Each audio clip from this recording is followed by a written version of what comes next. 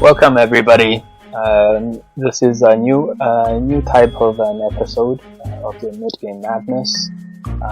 In the previous episodes, we have talked about the margin of safety, how to evaluate a game, whether we're winning or not. We talked about some strategies. We talked about some stylistic choices between players. More specifically, we compared Go styles to various animals and to glean patterns off of some play styles by some of these players. Today we're gonna do a little bit of a different episode. Today we're gonna be talking about viewing the Go game, especially the middle of the game, through the lens of doing everyday household chores. So you may have heard of the analogy where Go is a race. It's a race between the two players. Whoever wins by going faster or something like that. Today's analogy is very, very similar. Today we're like building a house. And then taking care of the house, and whoever does a better job at this wins in the end. And so what do we do? What do we do to take care of the house? We do various chores, all the way from building the house to taking care of the house, washing the house, things like that. And the same thing in Go.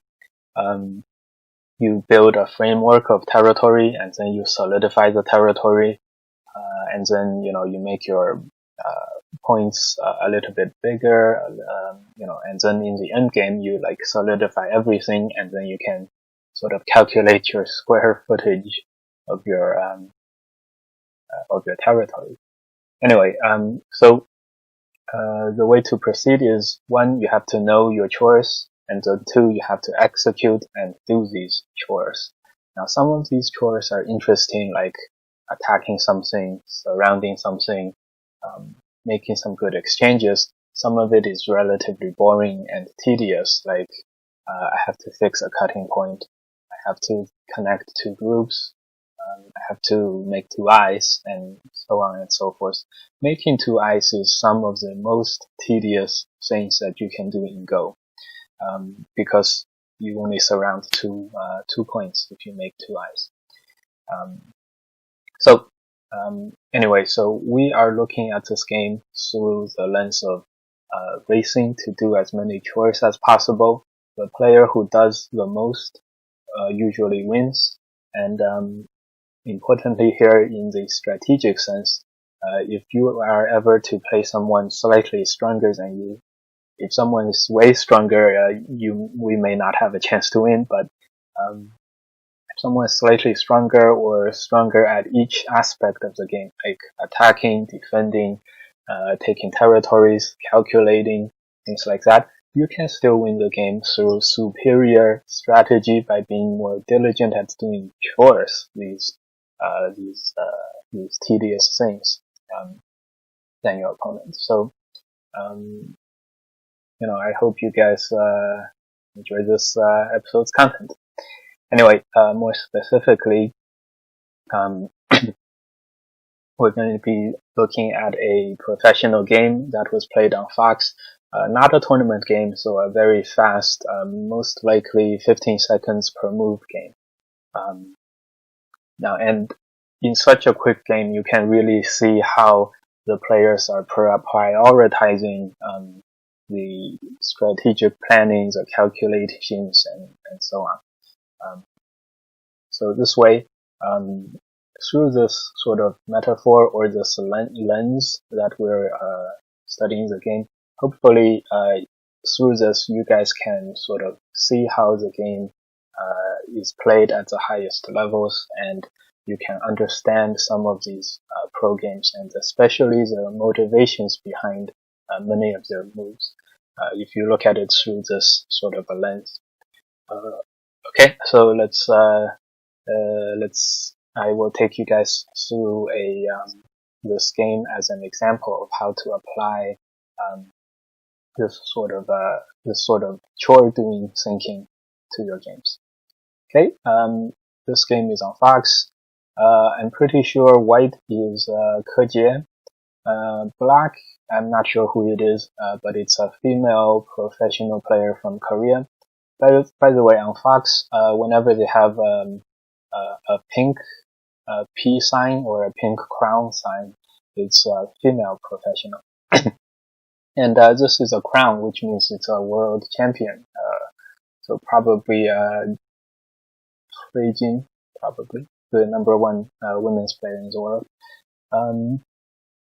Now, if you guys don't know what these two characters mean, the Black ended up winning this game, so Ke ended up losing at the end. Anyway, so the number of chores or the number of goals, objectives, things that you set for yourself rapidly increases as the game becomes more and more complicated.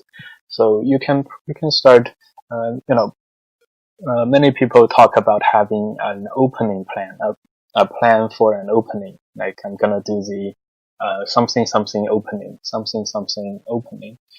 So what we're gonna do is right after the opening, where we really want to have a laundry list of things to do. If you have this listed, I'll rapidly help you play the most important place at the most important time, which is always now. So okay. Well, let's just look at a few more moves, and then we will go into the specifics, and we can speculate on what they're thinking during the game. So this way later on, you guys will look at a pro game or a very, very strong player's game, and then you'll be like, okay, I think I know who's winning. I think this is what they want. This is what they don't want. You can sound very smart to your girlfriends, which is good. But then,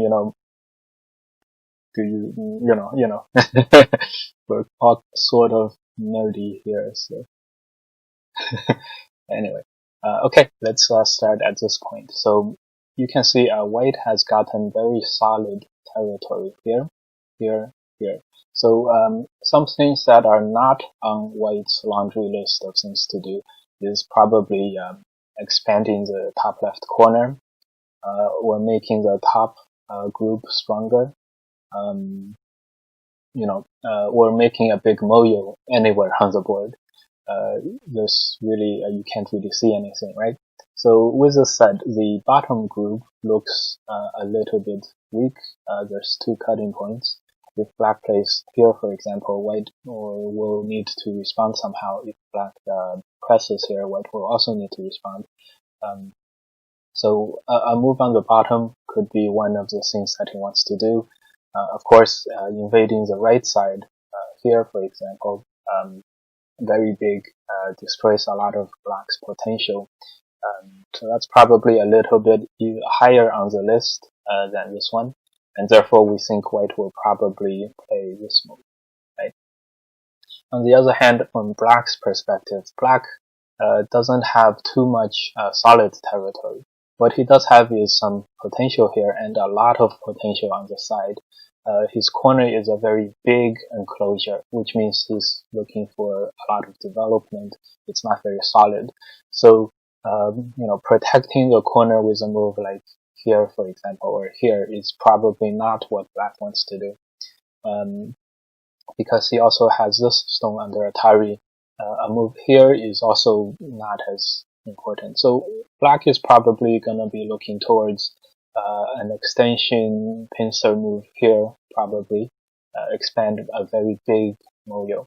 So with this said, you can sort of, with this in mind, white can sort of, plan and counter plan against black's stuff, because white has initiative here, right? Okay, indeed, white plays here. Okay, let's see. Let's look at a few more moves and let's evaluate the situation again. So this is relatively a Joseki, and it got to be very, very complex here. So here,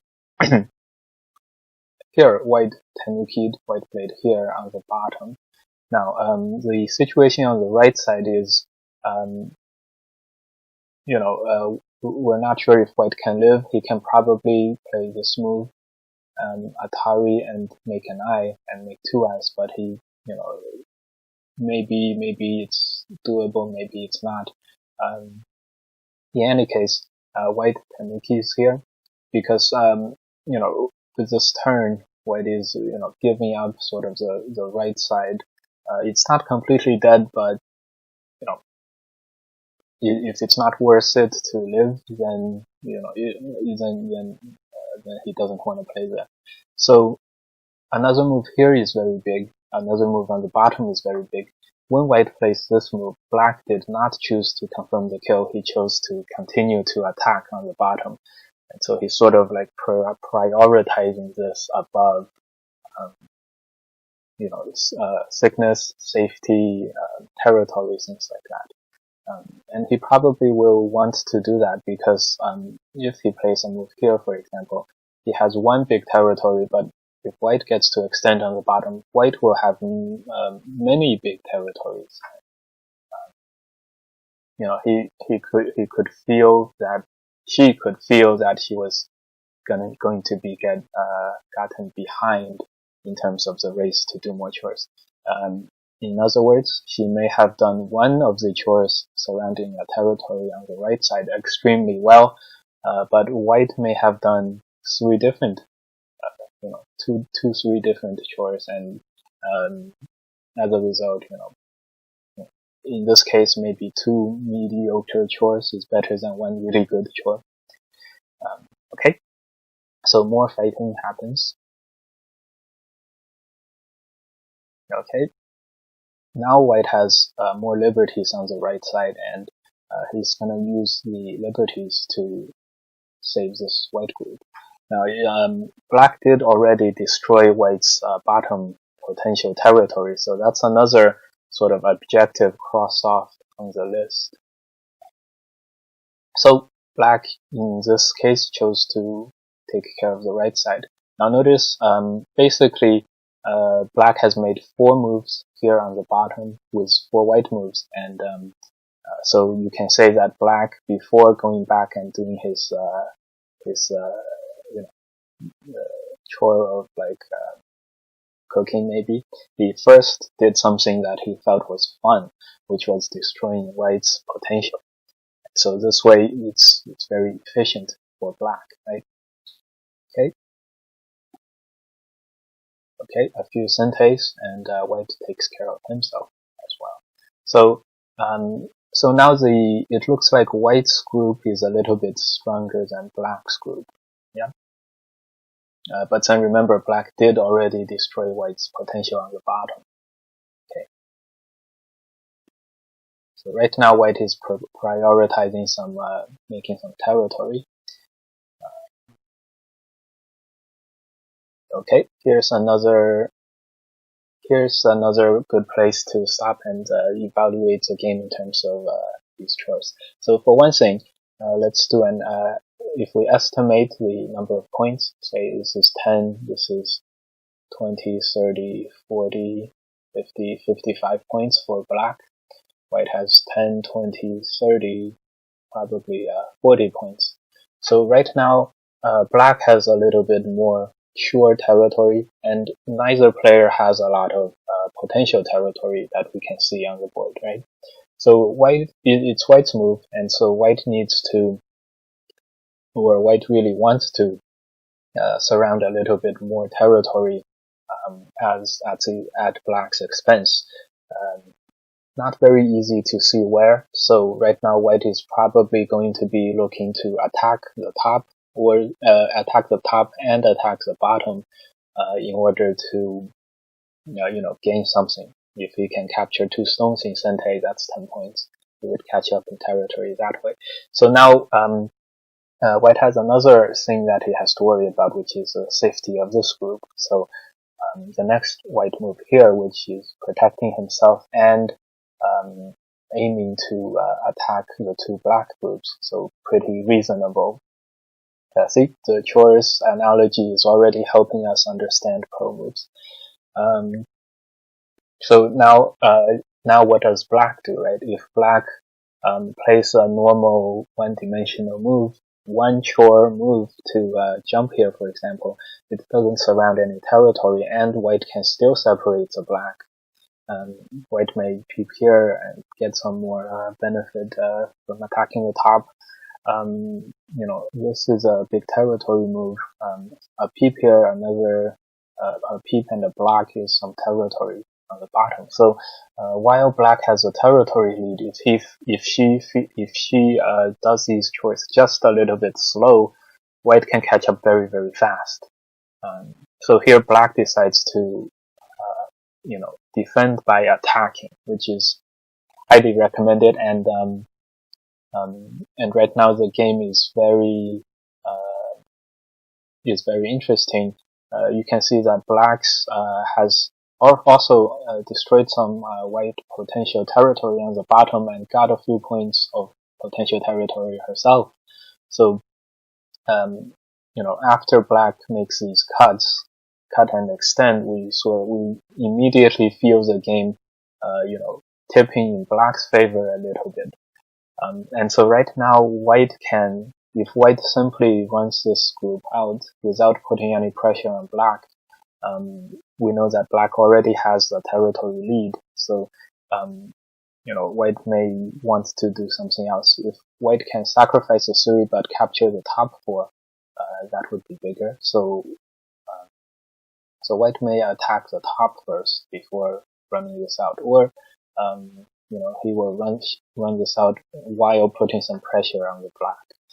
Anyway, okay.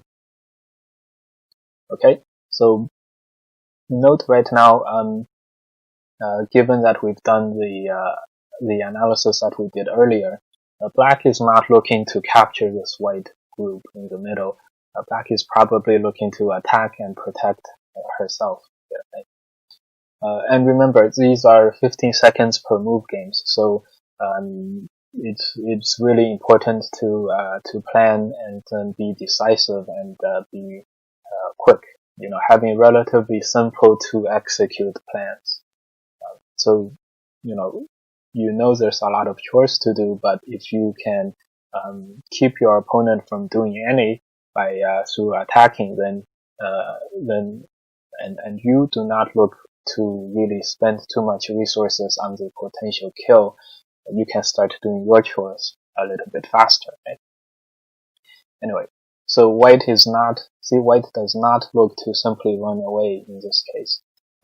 And we know why, because White is not ahead on territory, and if White simply defends, he is not going to have enough, right?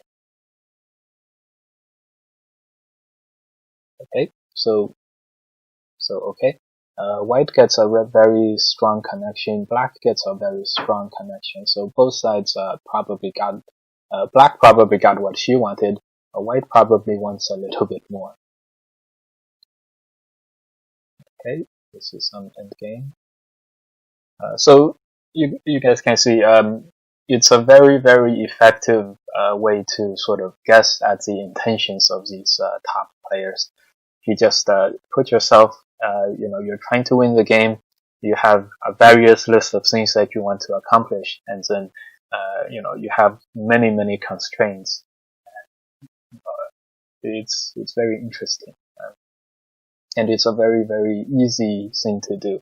We don't have to really know exactly what they're thinking. We can just sort of think what we would do in this situation and what we would be concerned about, and then this way we can say, hey, I know what he's trying to do, things like that. Okay, so White is looking for some more value in the attack. note how white did not respond to this endgame move by black earlier, right?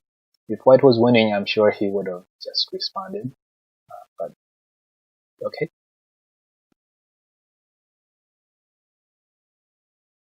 Okay, so here, who started this fight? Definitely white, right? What does white want? White wants to have value points at black's expense, probably in Sente so that he can get the block later on.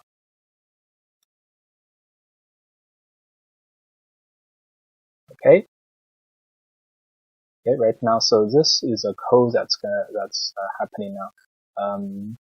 White already captured 3 stones, which is pretty successful by the attacking standards, right?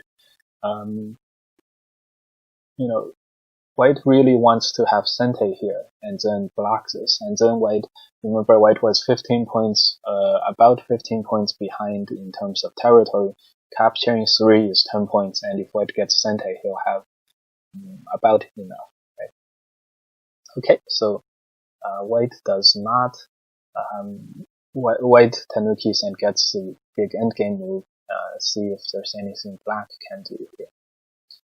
There's a code, right? There's play this and then Atari, but it's risky because if white connects later, white can cut here and capture the entire top, which is I feel it's about to happen. Guys, look. Black starts as code. Okay, so right now the game is really getting to the point where it's gonna be game deciding.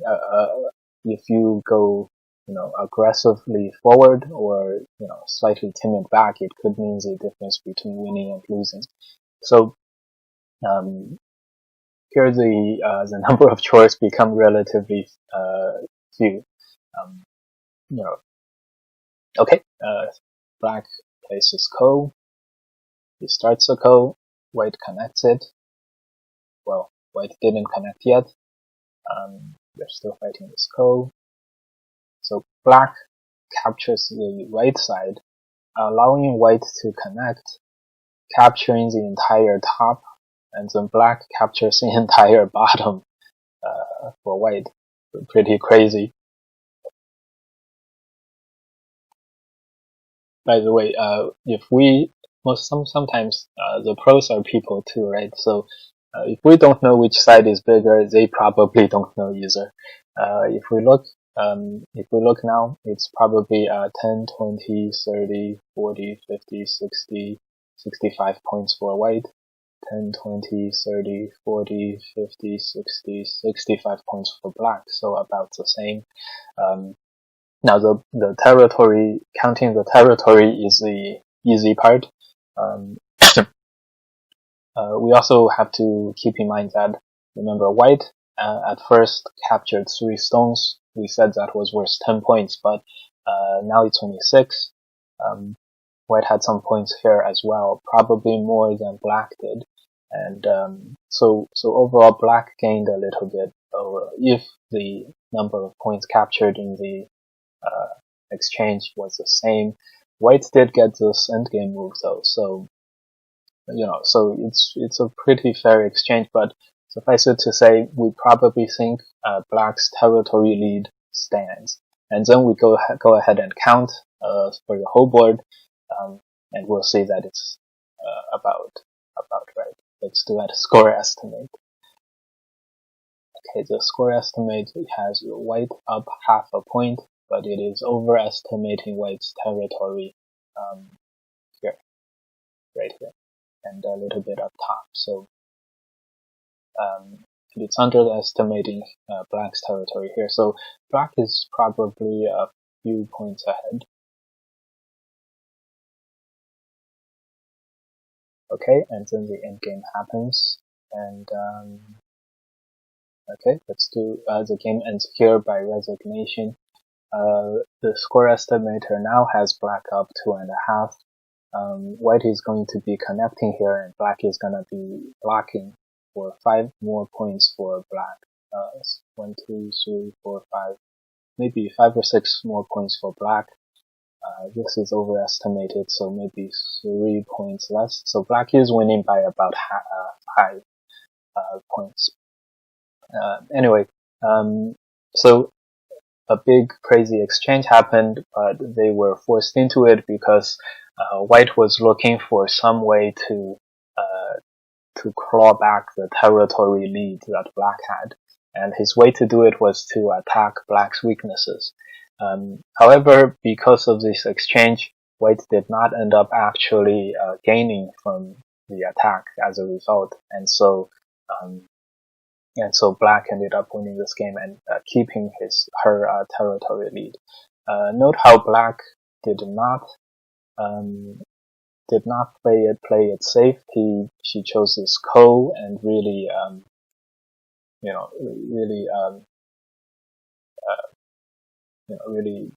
really forced her way to victory this way.